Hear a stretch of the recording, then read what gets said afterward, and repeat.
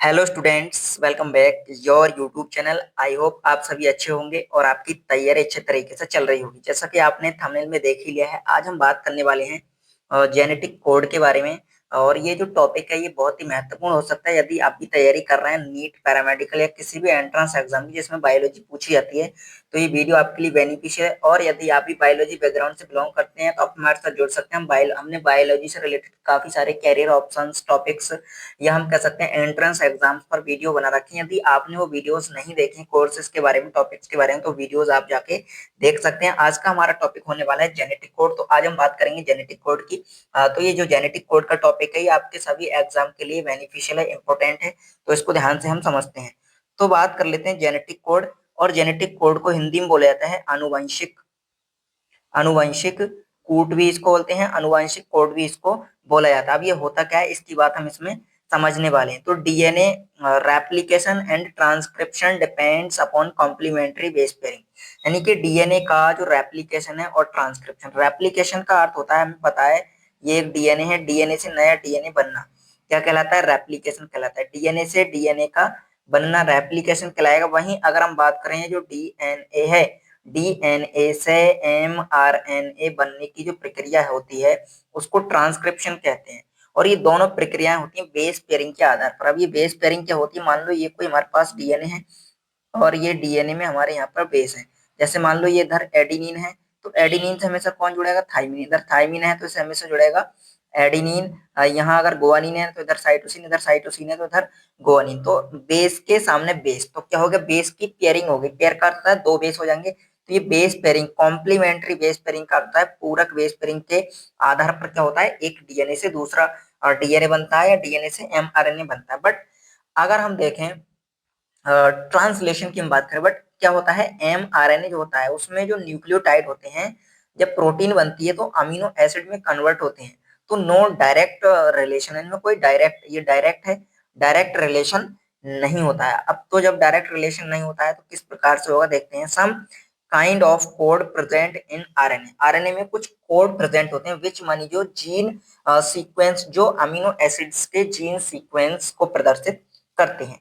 जैसे यहाँ आप इस डायग्राम में देख पाएंगे कि मान लो ये हमारे पास एक डीएनए है और अगर हम ट्रांसक्रिप्शन की बात करें तो ट्रांसक्रिप्शन से बना मान लो आरएनए बना।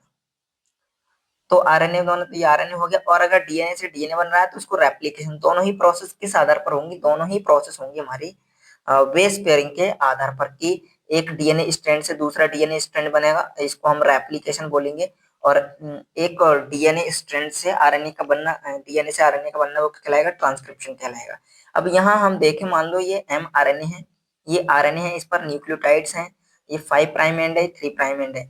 इससे क्या बनेगा? मान लो इससे एक प्रोटीन बनी, तो प्रोटीन में एन टर्मिनस होगा और ये सी टर्मिनस होगा। एन टर्मिनस क्या होगा? एन टर्मिनस होगा NH2 और सी टर्मिनस होगा COO, यानी अमीनो ग्रुप और कार्बोक्सिल ग्रुप, जो कि प्रोटीन में देखने को मिलते हैं। अमीनो एसिड जो होते हैं, अमीनो एसिड हम कह सकते हैं कि इस प्रकार से अमीनो एसिड में कुछ फंक्शनल ग्रुप होते हैं। ये CH2 इधर मान लो NH2 है, COOH हो गया, एक तरफ H हो गया, एक तरफ R हो गया। तो ये अमीनो एसिड का स्ट्रक्चर होता है। अब ये न्यूक्लियोटाइड से किस प्रकार से अमीनो एसिड में कन्वर्ट हुए, तो इसमें एक कोई कोड था, उस कोड ने ये कार्य किया। ये बात आपको इसमें ध्यान रखनी है। अब यहाँ देख सकते हैं any change in DNA can change protein, यानी अगर डीएनए में कोई चेंज होता है तो उससे प्रोटीन क्या हो सकती है? परिवर्तित हो सकती है, उसमें चेंज हो सकता है। सो वी नीड डेसिफेरिंग, तो हमें इसलिए डेसिफेरिंग की आवश्यकता होती है। अब डेसिफेरिंग क्या होती है उस बात को हम समझते हैं, और डेसिफेरिंग किस प्रकार से कार्य करती है। तो डेसिफेरिंग आप समझ सकते हैं, डेसिफेरिंग ऑफ जेनेटिक कोड मीन्स, इसका मीनिंग यहाँ है, यहाँ आप देख पाएंगे ये मीनिंग है इसका। How many nucleotide code for single amino acid, यानी एक अमीनो एसिड है, मान लेते हैं हम एलानिन है, एलानिन। मान लो ये जो एलानिन अमीनो एसिड है इसको कितने न्यूक्लियोटाइड कोड करेंगे, कितने मतलब एडिनिन करेगा, गुआनिन करेगा, साइटोसिन करेगा, इनके ग्रुप करेंगे, या फिर which group code for which amino acid, और कौन सा ग्रुप कौन से अमीनो एसिड को कोड करेगा, वो सब क्या कहलाएगा? डेसिफेरिंग कहलाएगा। तो यहाँ हमारे पास एक एमआरएनए है, इसमें एडेनिन है, यूरेसिल है, गुआनिन है, साइटोसिन है, एडेनिन है, ये सब हमारे कह सकते हैं न्यूक्लियोटाइड है। अब यहाँ पर तीन जो मतलब कुछ साइंटिस्ट थे कुछ फील्ड के, उन्होंने ये सब कार्य किया। साइंटिस्ट फ्रॉम डिफरेंट फॉर्म नहीं है, फ्रॉम डिफरेंट फील्ड्स इन्वॉल्व थे इसमें। जेनेटिस्ट थे, बायोकेमिस्ट थे, फिजिसिस्ट थे और ऑर्गेनिक केमिस्ट थे। ये सब ने इसमें मिलकर कार्य किया। अब यहाँ पर पहला नाम आता है जॉर्ज गैमो का। जॉर्ज गैमो ने क्या किया था, टोटल जो मतलब उन्होंने बताया था कि 4 न्यूक्लियोटाइड होते हैं, 4, जैसे एडेनिन, गुआनिन, साइटोसिन और यूरेसिल। अमीनो एसिड होते हैं हमारे पास 20। एक प्रोटीन में लगभग 20 से 22 अमीनो एसिड होते हैं, यानी एक प्रोटीन जो होती है, एक प्रोटीन के निर्माण में 20 से 22 अमीनो एसिड भाग लेते हैं, या हम कह सकते हैं पार्टिसिपेट करते हैं। वहीं अगर हम इसमें देखें तो आप देख पाएंगे if single nucleotide code for 1 amino acid, यानी कि अगर एडेनिन एक सिंगल न्यूक्लियोटाइड है, यूरेसिल एक सिंगल न्यूक्लियोटाइड है और साइटोसिन एक सिंगल, अगर ये एक अमीनो एसिड को कोड करें तो कितने हो सकते हैं, 4 अमीनो एसिड कोड किए जा सकते हैं। अब 20 में से 4 हम निकाल दें तो हमारे बचे 16। तो 16 जो अमीनो एसिड है वो रह जाएंगे, फिर वो कैसे कोड होंगे, इसलिए ये जो तरीका है सिंगलेट का, ये तो काम नहीं कर पाएगा। फिर इसके बाद अगला जो तरीका था, बाद में उन्होंने क्या किया था कि डबल डबल के पेयर में, जैसे एडेनिन गुआनिन लिया या गुआनिन एडेनिन लिया, इस प्रकार से उन्होंने एक मतलब जोड़े बनाए। तब उन्होंने देखा कि अगर हमारे पास 4 न्यूक्लियोटाइड हैं, 4 के जोड़े हैं, तो कितने बन जाएंगे, 4 चौक 16, यानी 16 न्यूक्लियोटाइड बन सकते हैं। 16 न्यूक्लियोटाइड से क्या हो सकता है, केवल 16 अमीनो एसिड कोड किए जा सकते हैं, फिर भी हमारे पास 4 अमीनो एसिड रह गए एक प्रोटीन के। तो फिर उसके बाद आता है बाद में ट्रिपलेट कोडोन, जिसको एयूजी या जीएसी, जो ट्रिपलेट कोडोन यानी 4 और कितने हम कह सकते हैं 3 3 के हमने बनाए। मान लो एयूजी हो गया, जीएसी, तो ये ट्रिपलेट कोडोन भी कहलाएगा। ट्रिपलेट मतलब 3 इसमें क्षारक हैं, 3 न्यूक्लियोटाइड हैं, तो ये ट्रिपलेट कोडोन हमारा कहलाएगा, एक कोड ये कहलाएगा। तो इस प्रकार से अगर हम देखें 4 हैं और 3 3 को बना रहे हैं तो कितने बन जाएंगे, अगर 4 क्यू कर दें तो हो जाएगा 4 गुणा 4 गुणा 4, तो 4 चौक 16, 16 चौक 64। तो हमारे पास आ गए 64 कोडोन आ गए, और अमीनो एसिड कितने हैं, 20। तो इस प्रकार से ये जो 64 कोडोन है वो 20 अमीनो एसिड के लिए सफिशियंट है, पर्याप्त है। तो अब हमें और ज्यादा कोडोन की आवश्यकता नहीं है। अब इसमें कार्य किया गया था, क्या कार्य किया गया था, आर्टिफिशियल सिस्टम में एमआरएनए बनाया गया जिसका नॉन सीक्वेंस था। नॉन सीक्वेंस का अर्थ होता है जिसका सीक्वेंस जॉर्ज गैमो को या साइंटिस्ट को क्या था, पता था, जानकारी थी कि इसमें हमने ये वाला अमीनो एसिड, ये अमीनो एसिड हमने, सॉरी, इसमें ये न्यूक्लियोटाइड हमने रखे हैं, जैसे एडेनिन, गुआनिन, साइटोसिन, ये सब रखे हैं। उससे एक प्रोटीन बनी। हाँ, प्रोटीन बनी। प्रोटीन में अमीनो एसिड का जो सीक्वेंस था, अब इसमें हमें देखने को मिला कि you you you phenyl alanine first amino acid decipher, यानी सबसे पहला अमीनो एसिड डेसिफर कौन सा था, फिनाइल एलानिन था, जो कोड किया गया था किसके द्वारा, यू यू ट्रिपल यू के द्वारा।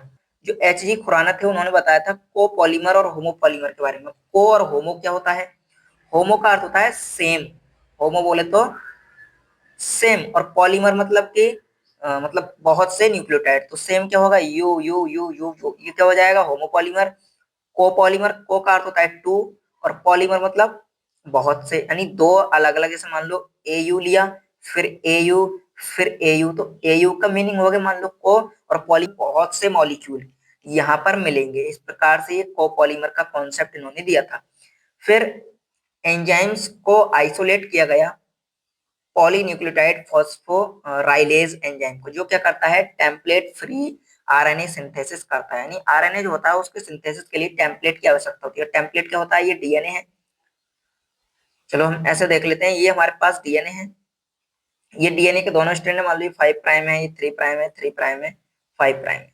तो अब इसमें क्या होगा, एक हमारा टेम्पलेट, ये वाला टेम्पलेट है, टेम्पलेट बोले तो सांचा। तो टेम्पलेट की आवश्यकता पड़ती है हमें डीएनए से एमआरएनए बनाने के लिए। लेकिन ये जो एंजाइम था इसको आइसोलेट किया था किसने, सेवेरो ओकोआ ने।